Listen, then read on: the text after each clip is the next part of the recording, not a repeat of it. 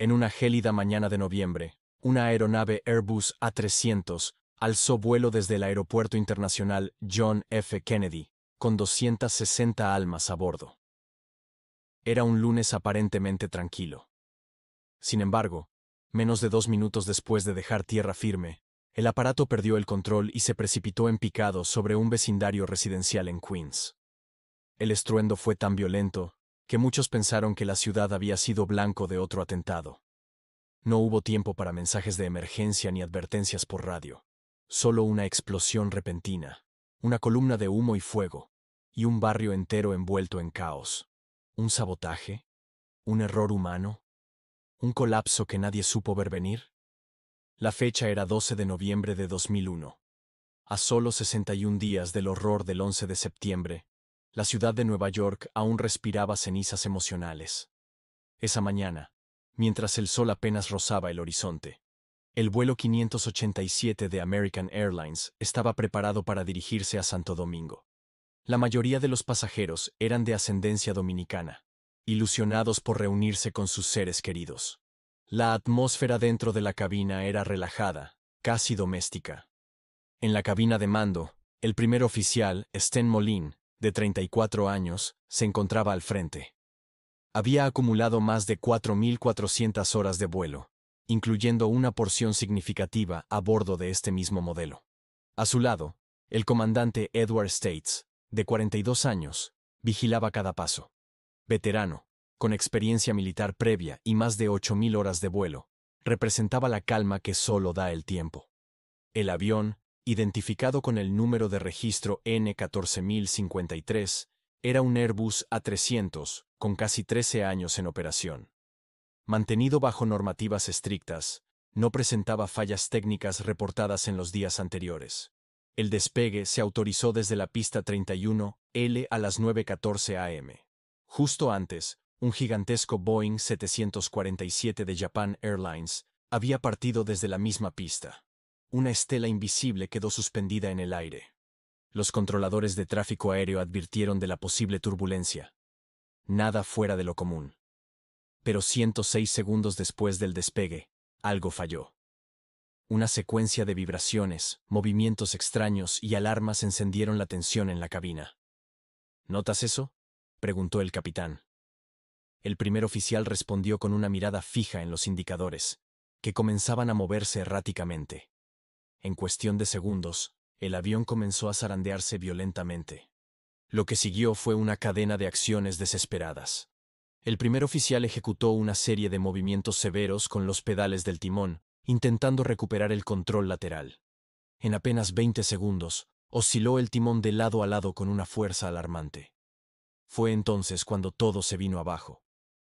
A las 9:15:56, un crujido estremecedor sacudió la aeronave.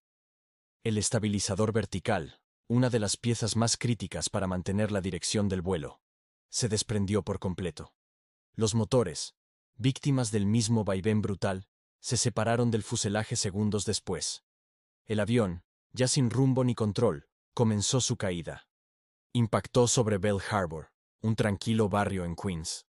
Las casas ardieron, los autos estallaron, y las sirenas no tardaron en retumbar. Ninguna de las 260 personas sobrevivió. 5 personas más murieron en tierra. A los pocos minutos, las estaciones de noticias interrumpieron sus emisiones. Las imágenes eran apocalípticas.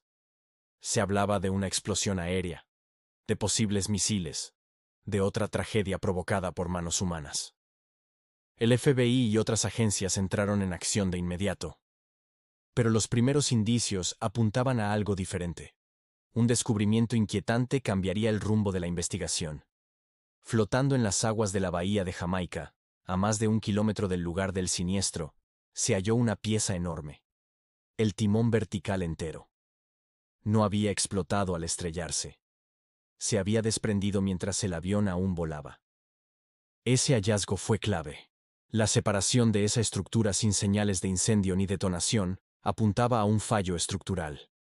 Pocas horas después, se recuperaron los motores, hallados en calles diferentes, claramente separados antes del impacto. Todo indicaba lo impensable. La aeronave se deshizo en el aire, sin contacto previo con el suelo. El enfoque se desplazó entonces del terrorismo hacia una pregunta mucho más compleja. ¿Qué ocurrió en la cabina de mando? Las grabaciones recuperadas de las cajas negras lo revelaron todo. Poco después del despegue, al atravesar la turbulencia generada por el 747, el primer oficial reaccionó de manera agresiva, aplicando movimientos extremos con el timón de dirección. Estas maniobras, aunque bien intencionadas, excedieron los límites estructurales del Airbus A300. El estabilizador no soportó la carga. La aeronave se desmembró en pleno vuelo. El horror de ese día no fue causado por un enemigo externo, sino por una reacción humana a una amenaza mal interpretada. La tragedia del vuelo 587 no solo marcó uno de los peores accidentes aéreos en suelo estadounidense, también dejó una huella indeleble en la aviación. Sacó a la luz fallas en el entrenamiento de maniobras ante turbulencia de estela. Redefinió protocolos. Pero, sobre todo, recordó que incluso en el cielo, lo inesperado puede surgir de lo más rutinario. Así fue como, en menos de 2 minutos, un vuelo habitual se convirtió en una tragedia histórica. Y lo que comenzó como una mañana tranquila, terminó por alterar para siempre los cimientos de la seguridad aérea. La aeronave descendió en una trayectoria fatal, imposible de recuperar. El último sonido registrado en la grabadora de cabina fue un grito breve y desesperado del comandante Edward States. Desde que abandonaron la pista hasta el instante final, pasaron apenas 96 segundos. Los expertos estaban desconcertados. ¿Cómo era factible que un aviador altamente calificado provocara la destrucción total del aparato solo utilizando los pedales de dirección? ¿Había cometido un error crítico? ¿O el problema iba mucho más allá del control humano? Lo que parecía un accidente aislado, se convirtió en una investigación polémica que obligó a replantear la manera en que se entrenaban los pilotos comerciales. Con el paso de los días, la lupa dejó de enfocarse en las alturas y bajó al suelo. Particularmente, al diseño del Airbus A300 y a los métodos de enseñanza empleados por American Airlines. Los hallazgos de la Junta Nacional de Seguridad en el Transporte fueron alarmantes. Descubrieron que el sistema de dirección del modelo A300 tenía una sensibilidad inusual, mucho más aguda que la de otros aviones similares.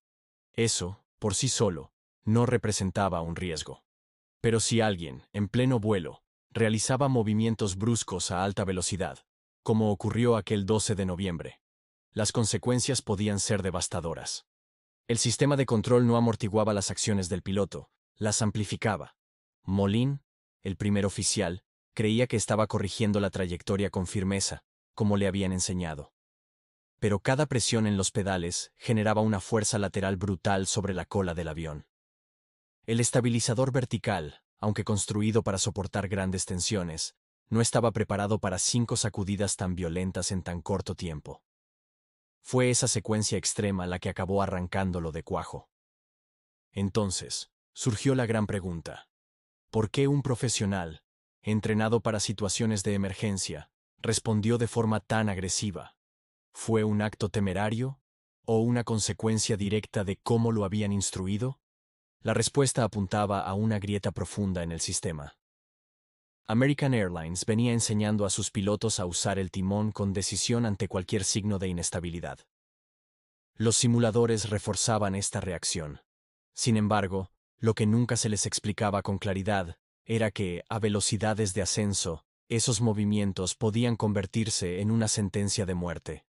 De hecho, los manuales de instrucción contenían gráficos que exageraban el papel del timón como herramienta de control, sin detallar los riesgos de su uso excesivo. Moline, en cierto modo, solo siguió el protocolo que le inculcaron. Un comandante que había volado con él tiempo antes comentó algo revelador.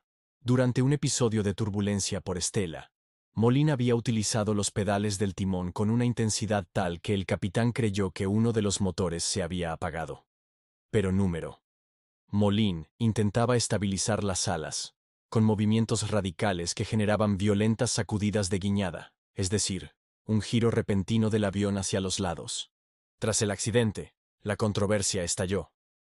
Airbus defendió su ingeniería. American Airlines atribuyó el problema a una mala interpretación del piloto. y la FAA fue duramente cuestionada por no haber identificado esta falla en la preparación de los aviadores. Fue una tormenta perfecta. Un avión con controles delicados, un piloto entrenado con información incompleta y una doctrina de vuelo que priorizaba la reacción por sobre la moderación. ¿El resultado? Una catástrofe evitable. Pasaron 2 años de peritajes, simulaciones, análisis de vuelo y estudios de carga estructural. Finalmente, en octubre de 2004, se publicó el informe definitivo. Pero la pregunta más dura persistía. ¿Quién fue el verdadero responsable? En el fondo, todos y ninguno. Fue una cadena de decisiones, omisiones y suposiciones. No hubo sabotaje. No hubo fallo imprevisto. Hubo una cadena de errores humanos y sistémicos que, combinados, desencadenaron la tragedia. Las 265 víctimas del vuelo 587 no murieron por un descuido individual. Cayeron por la brecha invisible entre teoría y práctica, porque a veces los mayores peligros no están en el cielo, sino en la forma en que enseñamos a volar. Hoy, el caso se estudia en academias de aviación de todo el mundo. No solo como una advertencia técnica, sino como una lección moral. En la aviación, la precisión no es un lujo. Es la única forma de sobrevivir.